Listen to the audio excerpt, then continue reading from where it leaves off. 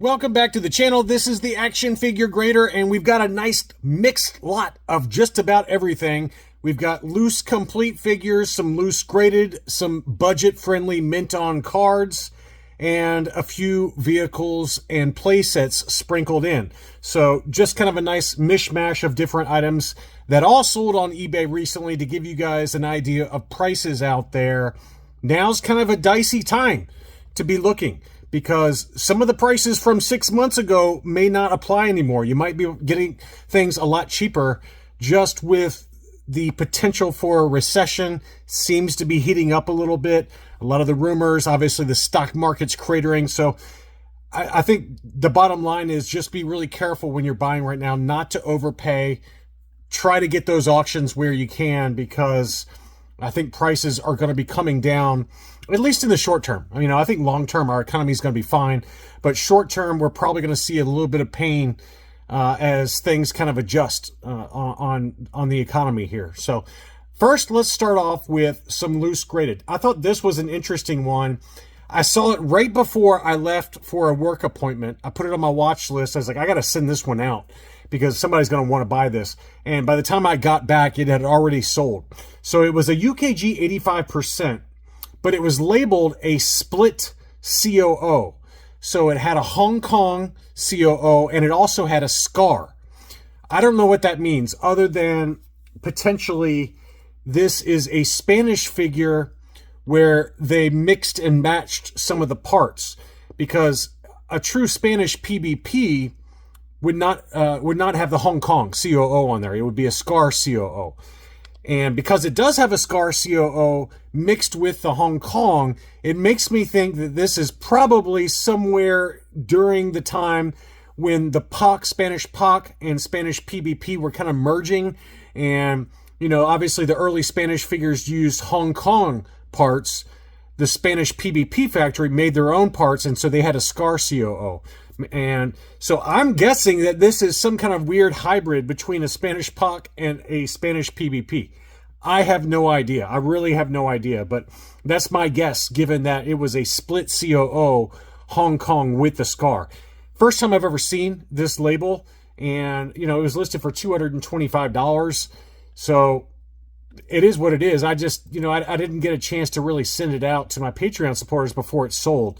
But again, that is the first time I've ever seen that kind of designation on the UKG label.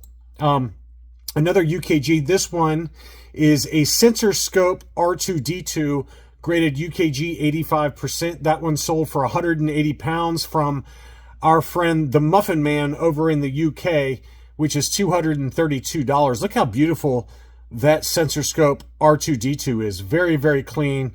And this is the Hong Kong COO for that one. But man, look how beautiful that figure is. That's a really clean looking figure. Here is an AFA 80 no dent in boot snaggletooth. That one sold for $900. That's in the ballpark. I mean, there was another AFA 80 snags that was a toe dent version that sold, I think, in an auction for around $850, somewhere in that ballpark. So this is the no toe dent, sold for $900 in a buy it now situation. So it's in the ballpark. It's around that price. I think it might go a little bit less maybe in an auction, but I consider the no dent in boot to be a little harder to find than the toe dent version. Although it depends on who you talk to. Some people say that they're about the same, and they probably are. It just feels like the no toe dent is the harder version to find. Not by much, but it does seem to not pop up as much for sale. So that one was an AFA 80. Here was a AFA 85 Hong Kong Boba Fett, very standard figure, but look at that final sales price. Prices have definitely come down and continue to go down on more common items. Obviously, a Hong Kong Boba Fett AFA 85 is not hard to find. And, you know, the going price was $220 to $240. This one sold in an auction for $200. So adjust your price, but, you know, your price expectations accordingly. But $200 is kind of the lower price I've seen in a while. I mean, I'm sure there have been some lower sales for a standard Hong Kong Boba Fett, but in an AFA 85. But that's the lowest number I've seen, you know, off the top of my head in a while. Here was a silver IG88. I know Scott H, who watches the channel and comments regularly, he said there is no silver Hong Kong IG-88, but I beg to differ because I have a silver Hong Kong IG-88 just like this one, and it's not the gray body. The gray body is a very unique color. This one is definitely the silver.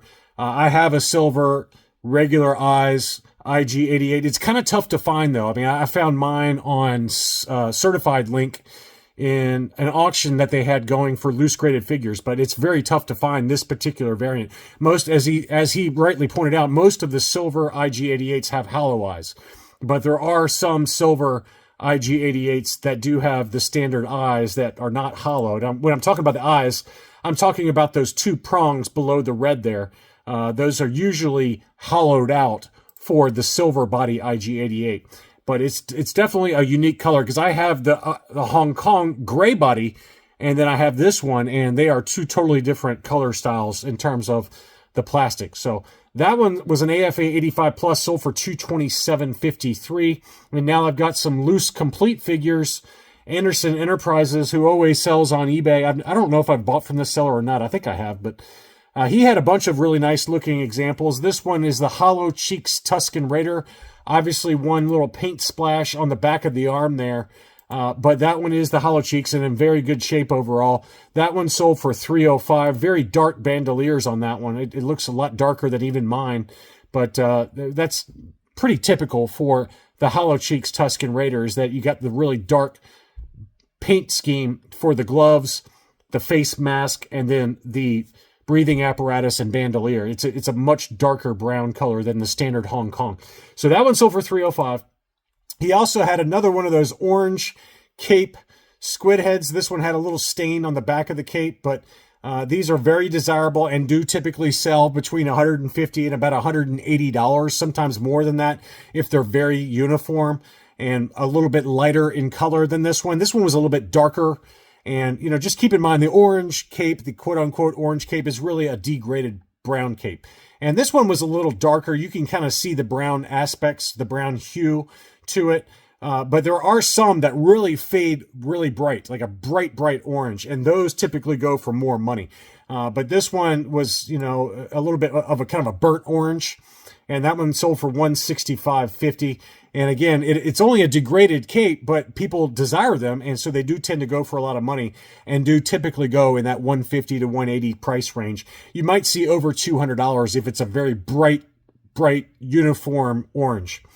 Next up, same seller had this one. This is a good deal. This was probably the steal of all of the items I'm covering. I thought this was the biggest steal.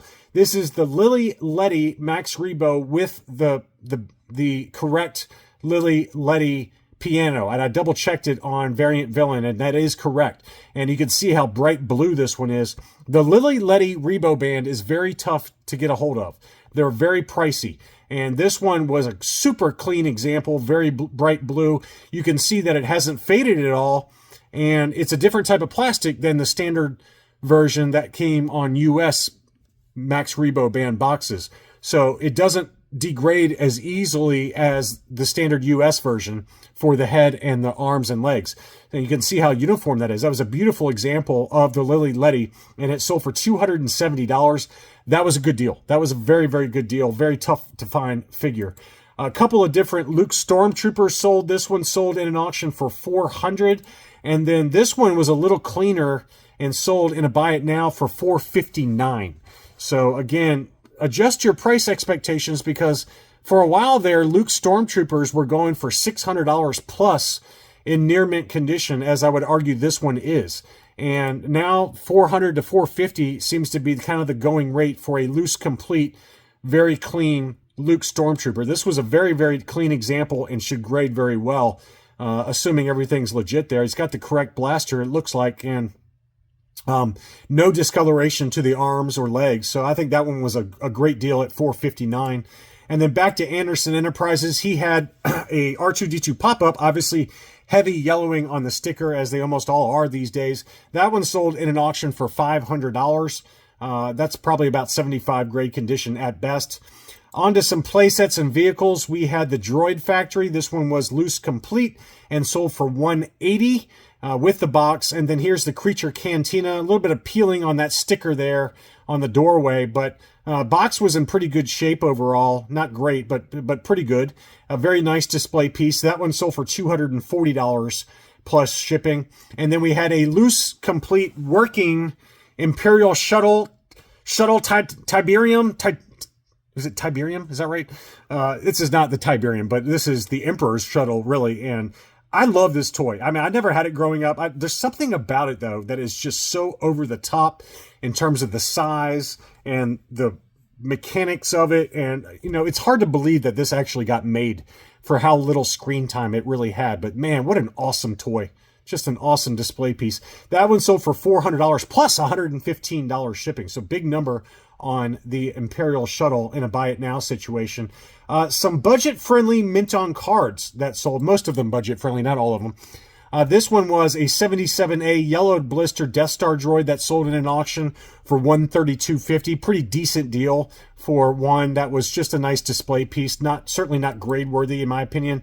This one was the made in Mexico Lily Letty Darth Vader. A little bit of a pinch on the top of the blister there in the upper right hand corner, but obviously still clear since it was the Lily Letty version.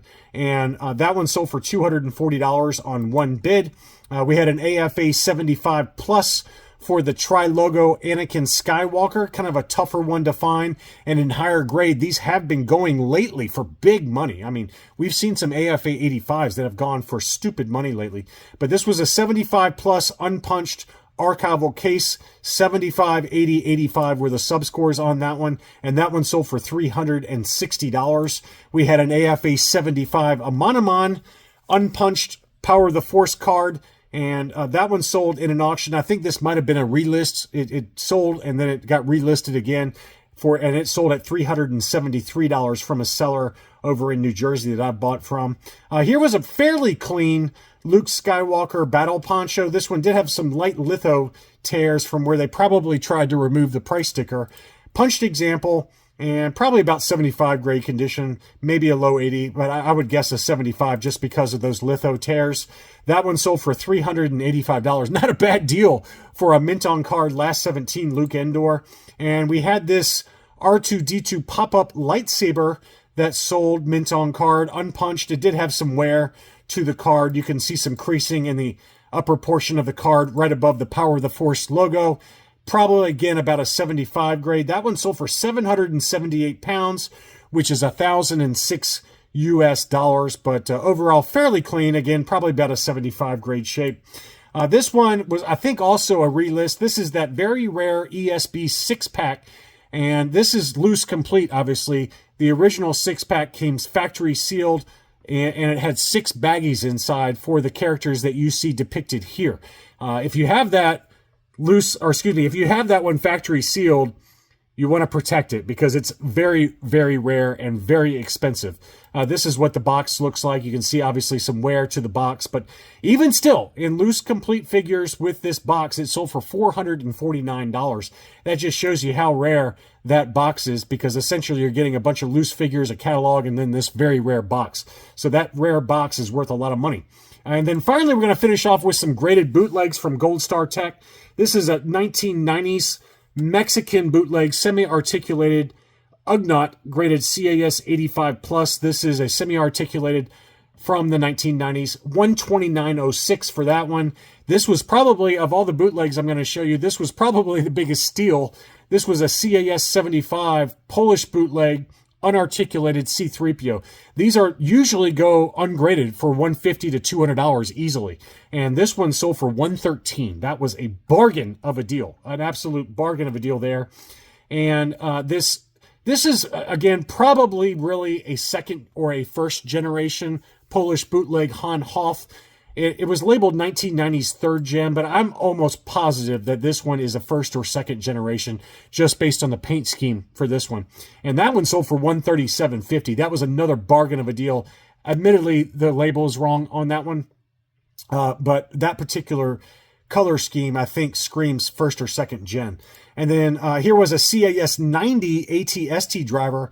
I'm shocked it went this high because the AT-ST driver is probably the most heavily produced of the third generation Polish bootlegs. It's not hard to find this particular figure. It is admittedly a 90 grade, but 405 is pretty high. That's a pretty high number for a third gen AT-ST driver. They just are so plentiful, so easy to find. I'm shocked it went that high. And then finally was a CAS 85 third gen Weekway. He's got his patriotic color scheme going on, red, white, and blue, along with some yellow stripes. He's got war paint. He almost looks like Last of the Mohicans with war paint and everything. It's pretty cool. I don't have that particular color scheme, but that's a very cool figure.